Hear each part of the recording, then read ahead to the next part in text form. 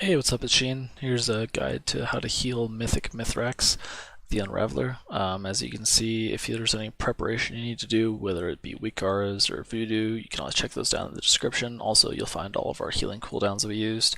And if you're ever curious about healing cooldowns, they'll pop up right around here. I have a special Weakara that pops up when people use cooldowns, or you can use right here. Exorcist raid tools will show when people use cooldowns, so just be paying attention to that as you go through the fight. Right off the bat, as you jump into phase 1, the two big important things you're going to look out for are Void Echoes and Imminent Ruin. You'll see Imminent Ruin pop up right here on my bigwigs, and Void Echoes is right there. Void Echoes is cast by Zalziax, the little tiny ad, and the ad will also cast the Obliteration Beam like that, so you just gotta dodge that from Mythrax and from the ad as it pops up. As Disc Priest, you're going to be popping your ramp right at the beginning and right before phase 2 starts. That's kind of just like the predefined time that you're always going to be popping your ramp and your evangelism. It's kind of set for everybody. Also, I ran Shadow Covenant during this one just because it's good to have some spot healing, because people are going to be dipping real low every single pull we did. If you look like right around here, people are always constantly going to be going down low.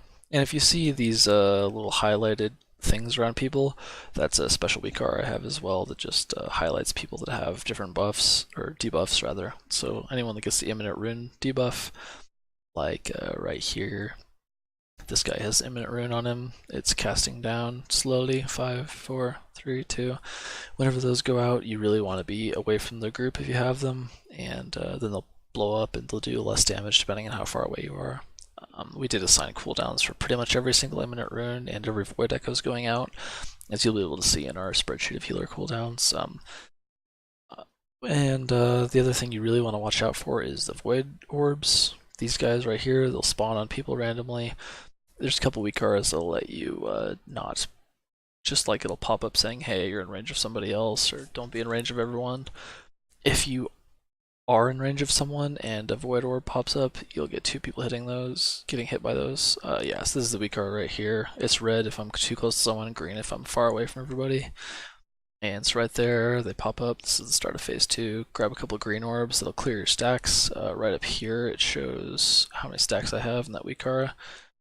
And immediately you want to stack here, then move over here. You want to jump up on this rock. It's kind of difficult to do, and it'll mess up your camera a bit, but if you get up there, all the tiny little tentacles will spawn, just like that. The Visions of Madness will spawn right on top of that rock, and it'll help you quite a bit. After that, you go back over to Moon. Obviously, I'm casting Powered Barrier here. As a Disc Priest, you're not going to be casting too many, you're not going to be casting Evangelism or anything in this part of the fight. So once the Void, or the Obliteration Beam comes out, you just want to switch between these two stack points right here. And yeah, you just keep switching back and forth, and then right here the beam will come out in 3, 2, 1. Then everybody runs back over there to Moon. It's really important to not get hit by that beam. It won't kill you in one hit, but it'll give you a whole bunch of stacks. As you can see, I did kind of a bad job of dodging it, and I have like 14 stacks right there on my debuffs. Yeah, the only way you can clear those is by grabbing the green orbs that spawn right over here. There's a couple green orbs, but you really want to leave those for the tanks. If you have more than 10 orbs, it's okay to go. If you have more than 10 stacks, rather, it's okay to grab the green orbs, but if you don't have more than 10, don't grab them. Just leave them for the tanks, because they're going to be taking quite a bit of damage. Right there, you can see the huge telegraph flashlight thing from Zalziax. It's saying, hey, there's a huge obliteration beam about to come out, don't get hit by it. Yeah. So you're going to do 3 phase 1s, and you're going to do 2 phase 2s during this fight. Right here, we're starting the second phase 1. And yeah, just kind of keep spread out. You'll also see these markers. There's red right here, star, green. We just had different assigned spots for the healers to stand so that you're always in range of someone. Like you can see right here, I'm not in range of a couple people, like this guy and this guy, right? I'm not in range of those people, but it's okay because some of the other healers are in range of those people, so just kind of heal the people that are around you. It's another reason to take Shadow Covenant on this fight is because you can just cast it on yourself and spot heal everybody around you. Yeah, so right there I get hit by an orb, but it's okay because nobody else got hit by it. Whenever people do get hit by the orbs, there's a lot of AoE. There's an AoE burst that goes out and hits the whole raid. So this is just a really healing intensive fight. You want to make sure that you have cooldowns rolling constantly. And if you look like right here, you'll see that these cooldowns are used like pretty often. They're only saved like here and there a little bit. Yeah, and once again, you can see them all popping up right here in that little text thing that I have. And all week that Weakauras is linked in the description as well. Yeah, so there's the obliteration beam, the big flashlight going out right there, and Mythrax. Just cast that. You'll also see that I'm kind of trying to stack up some of these orbs. Potentially, if I get hit by those, like I stand right next to the orbs, so that if I do get hit by one, all the orbs will be stacked up nicely, so that people don't have to dodge around them too much. I didn't do a very good job right here because this orb's kind of in a bad spot by Moon. So right now we're starting the second phase 2. You'll see this Weakauras right here. It pops up green or red, and yeah, I get hit by an orb right there, but I'm far enough away from people that it wasn't a big deal. We did have 2 Death Knights that were tasked with just pulling people out of orbs the entire time, so it's good to have that. Right here, everybody stacks up between those 2 again. It's just kind of the same thing, rinse and repeat. You just switch between the 2 spots. You'll also notice my mana right here is getting quite low. And I'm going to pop a healing potion right here, I believe. Yeah. So right here is a good time to pop your healing potion, especially as a disc priest, because you're not really doing any healing. So just drop your barrier, drop your potion of replenishment, and you have enough time between the beams to get most of your mana back and then jump back over to the other spot that you're supposed to be at right there. And jumping on top of that rock can be a little difficult, but if you do it correctly, if everybody does it correctly, all the little eyes will spawn up there, all the visions of madness. It just makes it a lot more easy for the DPS to nuke those down.